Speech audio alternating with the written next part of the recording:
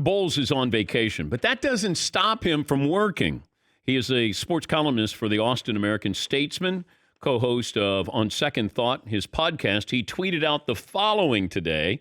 Prominent Big 12 source tells the American-Statesman that the Texas-Oklahoma move to the SEC is almost done. Quote, they've been working on this for a minimum of 6 months, and the Texas A&M leadership was left out of the discussions and wasn't told about it. Move could become official in a week. Kirk, kind enough to join us on vacation from Minnesota. Kirk, when did you start to get the feeling that this was real?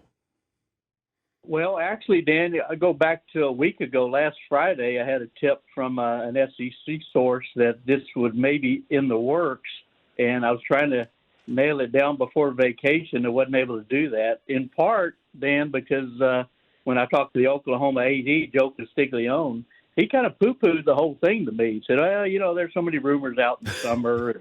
Go on your vacation. No problem.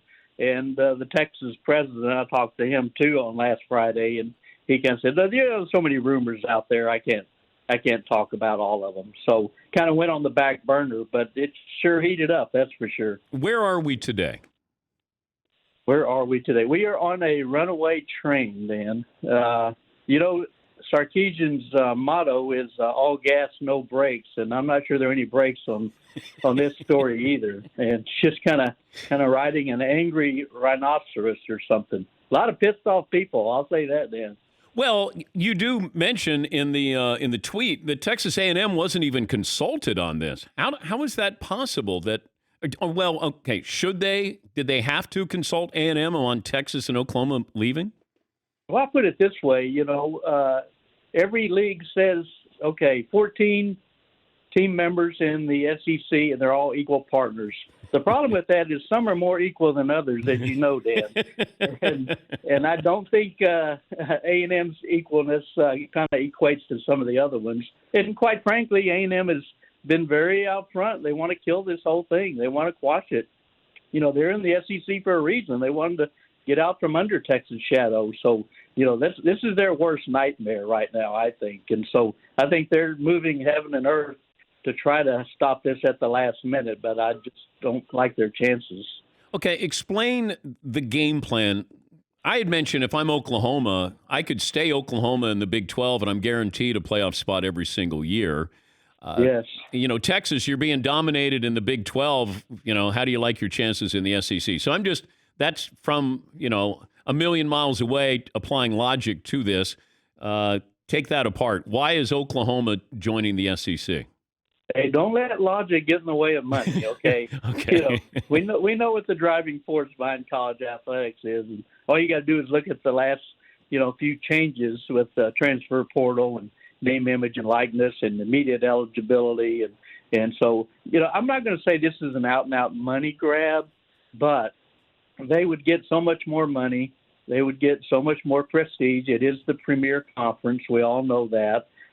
There's no denying that. And as much as anything, Dan, I think a lot has to do with football scheduling. And even though Texas has, they've got series home and home with Alabama, Georgia, Florida between now and 2031.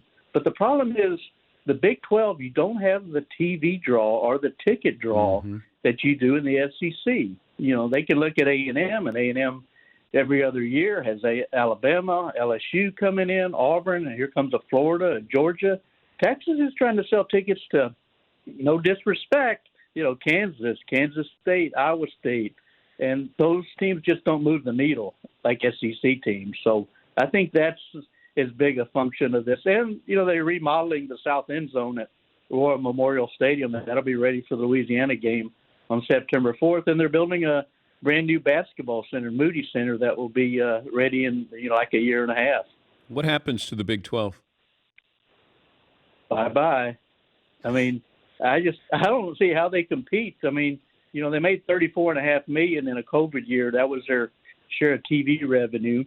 While SEC is looking at $45 million, I've heard it might grow to $60 million a year per school if Texas and Oklahoma join. But If I were them, I'd throw out the life raft and knock on the Pac-12's door and see if the Big Ten's interested, or the ACC. But so many of them were going to be left behind when we went through this last wave of expansion, and Texas and Oklahoma and others flirted with the Pac-12 right to the 11th hour.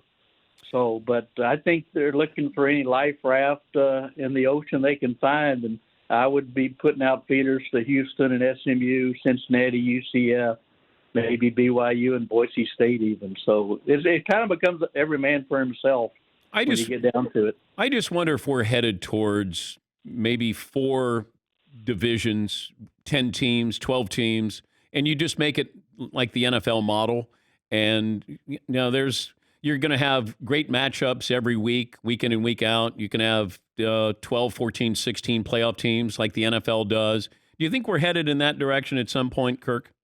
It wouldn't surprise me. I was pretty much blindsided when, they started talking about going to 12-team playoff.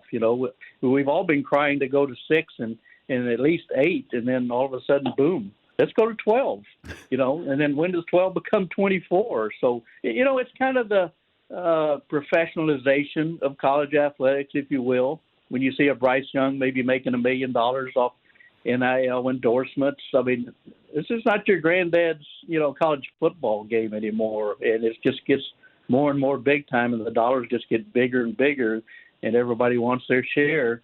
Nobody wants to be left behind. So that would not surprise me at all, Dan. You guys wanted Nick Saban at Texas a few years back. Well, you get him, but he's just going to be the visiting coach there. They'll take Nick Saban Part 2 in Sarkeesian, and like to have Nick here every other year. That would be fun, too. Enjoy your vacation. Great job, as always. Thanks for joining us, Kirk. Anytime, Dan. Take care. And that's Kirk Bohls. He is the columnist for the Austin American Statesman.